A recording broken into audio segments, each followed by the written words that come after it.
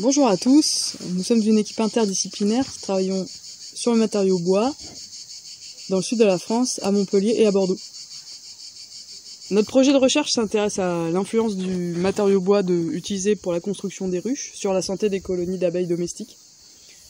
Notre démarche s'appuie sur 3 disciplines. L'anthropologie pour interroger les connaissances et les pratiques des apiculteurs et des vendeurs de ruches sur le matériau bois qu'ils utilisent pour leurs ruches. L'écologie chimique qui étudie l'influence des propriétés chimiques du bois sur l'abeille et ses parasites, notamment le varroa destructeur.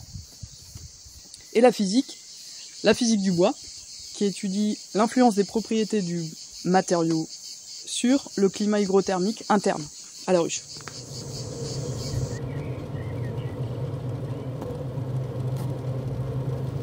En anthropologie, on a mis en évidence, à l'aide d'analyses de discours de sites web et d'entretiens, des savoirs d'expérience partagés par des apiculteurs au sujet du matériau de leur ruche. L'un de ces savoirs concerne, notamment dans les ruches troncs traditionnelles construites en châtaignier, la répulsion du varroa, parasite de l'abeille, face aux odeurs de châtaignier. On se propose de tester cette hypothèse grâce à des expérimentations scientifiques en écologie chimique.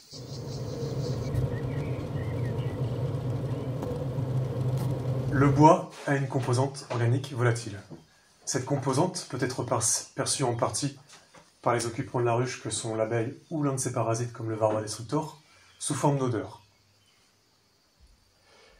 La démarche expérimentale en écologie chimique, c'est-à-dire l'étude de la médiation chimique dans les interactions biologiques, se déroule en 3 étapes. Tout d'abord, nous identifions les différentes molécules olfactives composant l'odeur de châtaignier grâce aux techniques de chromatographie en phase gazeuse. Ensuite, nous identifions quelles sont les molécules détectées par le varroa en mesurant le signal électrique associé à la détection de chaque molécule grâce à la technique de l'électro-anténographie. Enfin, chaque molécule identifiée est soumise à un test comportemental pour savoir si elle déclenche une attraction ou une répulsion ou une réaction neutre du varroa. Au final, nous identifions quelle molécule émise par le châtaignier repousse le varroa.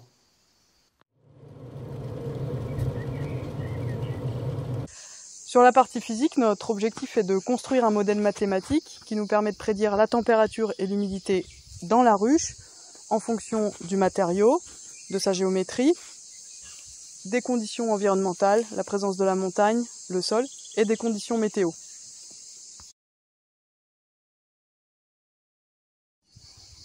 On travaille dans un premier temps avec des ruches d'Adam vides pour éviter d'être perturbées par les abeilles. Les ruches sont placées dans différentes directions pour étudier l'influence de la position du soleil.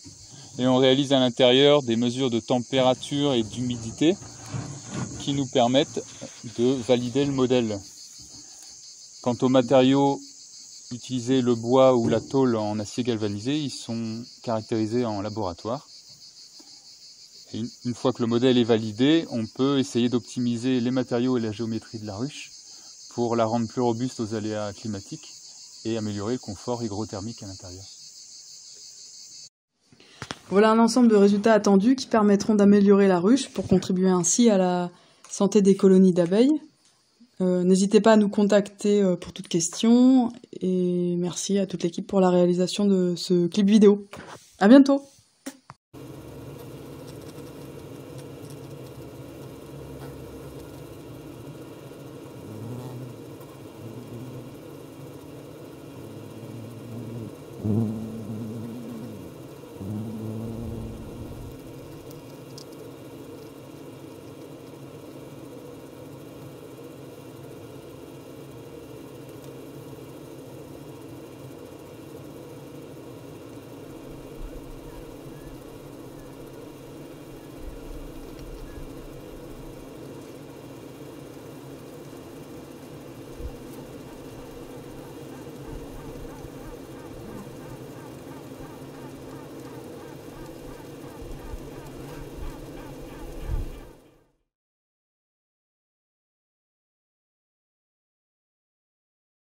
Dans le cadre de la fête de la science, nous allons vous présenter le nématode comme modèle de l'aging. Mais le nématode, c'est quoi au juste? C'est un tout petit ver de 1 mm de longueur que l'on trouve habituellement dans le sol. Il peut vivre jusqu'à 3 semaines et a la capacité de se mettre en dormance. Ce stade est aussi appelé Dauer. Il est très utilisé en laboratoire et est élevé sur des géloses nutritives ensemencées de bactéries. En laboratoire, cet organisme est dit bactérivore. En effet, il se nourrit d'une bactérie connue appelée Escherichia coli. En milieu naturel, il se nourrit plutôt de fruits en décomposition. Mais ce ver, de quoi est-il composé? Le nématode est composé de plusieurs éléments. Il possède une cuticule rigide et élastique. Cette cuticule est composée de collagène et forme une barrière entre l'animal et son environnement. Il contient également une cavité pseudocélomique, composée par un tractus génital ainsi qu'un tractus intestinal. Son tractus digestif est composé de 3 éléments. Le stylet, une aiguille fine qui lui sert à s'alimenter, l'œsophage ainsi que l'intestin qui débouche sur l'anus. La plupart des nématodes sont dits hermaphrodites, c'est-à-dire qu'ils sont capables d'exercer de l'autofécondation. Ils génèrent en fait des clones d'eux-mêmes. On peut retrouver très rarement dans les populations à une fréquence de 1 pour 1000 des individus mâles avec un seul chromosome sexuel au lieu de 2. Pourquoi utilise-t-on ce modèle en laboratoire? Ce petit ver est transparent, ce qui facilite son observation au microscope. On peut ainsi voir l'intérieur de son corps, ses organes, ainsi que la fluorescence et notamment les marquages GFP. Il est également résistant, ce qui facilite son utilisation en laboratoire. Il peut être conservé au congélateur à -80 ou dans l'azote liquide pour une longue durée. Cet organisme est simple d'utilisation. Il se nourrit de bactéries comme nous l'avons vu précédemment et son cycle de vie est très court. Il est adulte 3 jours et demi après l'éclosion et vit 2 à 3 semaines. Son mode de reproduction est l'hermaphrodisme, c'est-à-dire qu'il est à la fois mâle et femelle. Il possède un peu plus de 19 000 gènes séquencés dès 1998. À quoi sert-il en laboratoire? En laboratoire, C. elegans permet donc de comprendre le fonctionnement de différents gènes homologues à l'homme, notamment dans le domaine de l'aging et de la sénescence. Le but est donc, grâce à ce modèle, de découvrir de nouveaux mécanismes impliqués dans le contrôle de la longévité.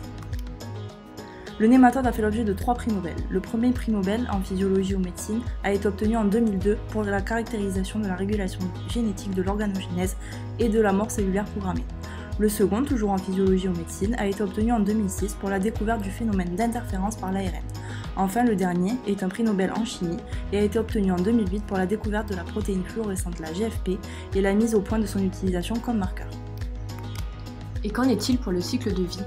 Le cycle de vie du nématode passe par différents stades de développement allant de L0 à L4, puis à la forme adulte, capable de se reproduire.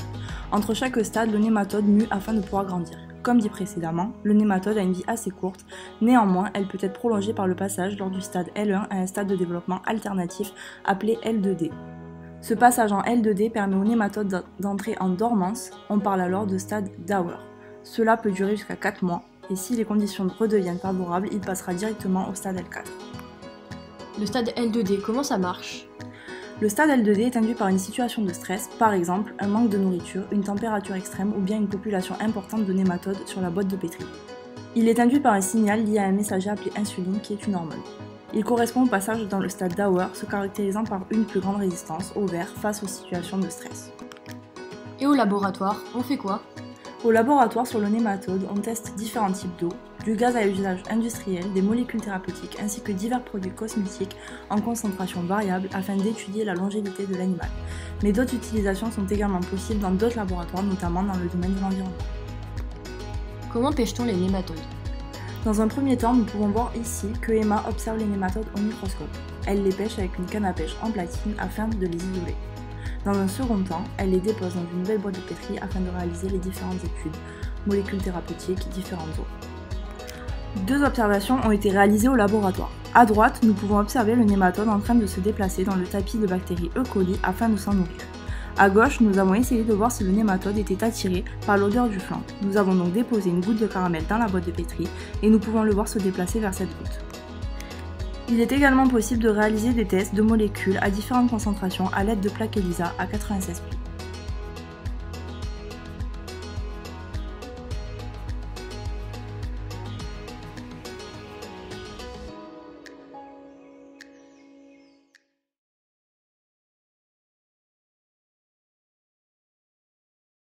Sur Terre, 7 espèces sur 10 sont des insectes et on estime qu'ils seraient encore beaucoup plus nombreux. Et on s'aperçoit, les études ont montré qu'ils sont en train de disparaître, ou en tout cas que leur population est en train de décliner très fortement. Des études ont montré, par exemple, pour des régions bien précises, que jusqu'à 80% de la population des insectes a disparu en 20 ans, ce qui est absolument colossal.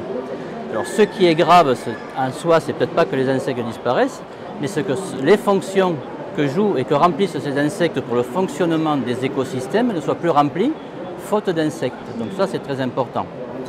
Et au niveau des agrosystèmes, c'est la même chose. Il faut absolument maintenir une faune auxiliaire dans les agrosystèmes, dans les systèmes de culture, pour pouvoir continuer de lutter contre les ravageurs des cultures. Et c'est ce qu'on fait au CIRAD en essayant de favoriser les insectes prédateurs et les insectes parasitoïdes qui permettent de lutter dans des stratégies de lutte qu'on appelle des stratégies agroécologiques, de lutter contre les ravageurs des cultures. Et alors maintenant, pourquoi les espèces disparaissent? D'une part, parce qu'on emploie beaucoup de pesticides, d'où l'intérêt de développer des stratégies alternatives que sont l'agroécologie, par exemple, et la lutte biologique. Ensuite, il y a la destruction du milieu ambiant, la déforestation, qui participe aussi à la disparition des insectes. Et puis, l'urbanisation galopante qui détruit, qui bétonne des hectares et des hectares de terre qui pourraient être utilisés pour maintenir la biodiversité sur Terre.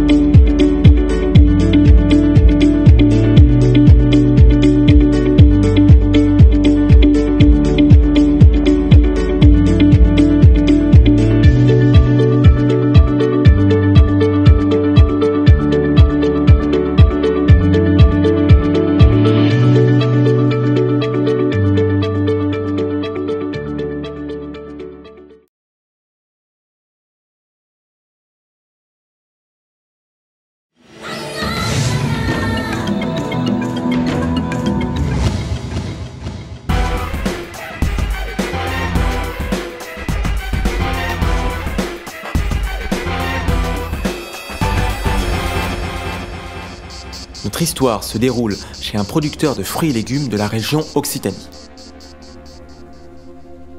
Bienvenue dans la ferme agroécologique de Nicolas Aubouy. En pleine canicule, les acariens ont pullulé sur une ancienne culture de courgettes. Ils ont ensuite infesté toutes les autres cultures. Mais zoomons sur ce ravageur microscopique.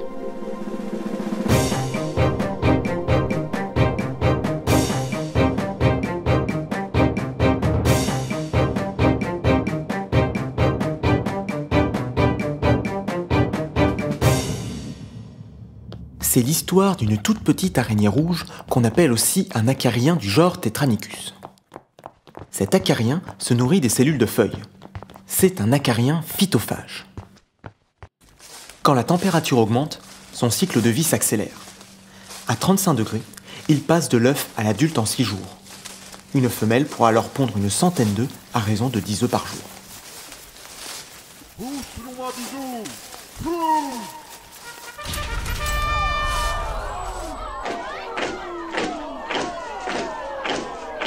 En quelques semaines, une plante peut se retrouver couverte de millions d'acariens. Elle va perdre petit à petit ses feuilles et mourir d'asphyxie. Au cours de leur vie, les acariens vont faire des allers-retours en haut des plantes en laissant derrière eux un fil de soie. Ils vont aussi coloniser les plantes voisines. Au bout de quelques semaines, c'est un véritable ballon, constitué de millions de fils de soie qui apparaît en haut des plantes. Il suffit alors d'un petit coup de vent et ce ballon s'envole, emportant avec lui des millions d'acariens. Les plants de tomates attaqués par les acariens phytophages produisent des molécules volatiles, comme le méthylsalicylate. Les acariens prédateurs, comme le Phytocellus, sont attirés par ces molécules, mais aussi par l'odeur des Tetranicus.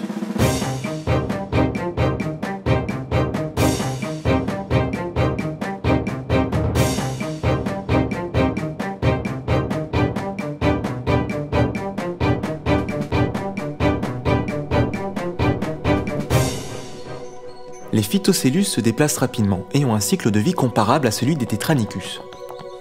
Chaque acarien prédateur a ses préférences, et quand le carnivore rencontre sa proie, il va faire bombance et se multiplier très rapidement, surtout quand la température augmente.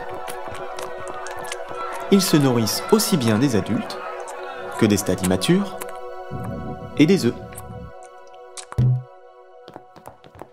Quand il n'y a plus de Tetranicus sur la plante, les Phytocellus vont se disperser et reprendre la chasse. Ah, il y en a un là. Ouais Nico, comment t'as réussi à gérer là, ton problème d'acariens alors cet été? Lâcher massif d'acariens prédateurs, ouais. Ça a quand même réglé au bout d'un moment le problème. Ouais. Tu m'avais averti fin juin et, il y en avait partout, ouais. Et effectivement j'ai souffert beaucoup de symptômes sur toutes les cultures sous abri. Et donc il va falloir que j'anticipe beaucoup plus à l'avance. D'accord.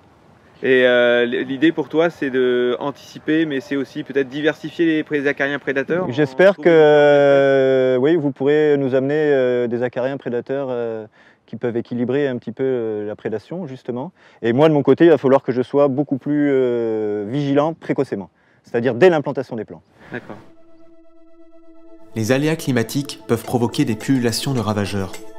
Des lâchers d'acariens prédateurs peuvent être une solution efficace pour une agriculture durable.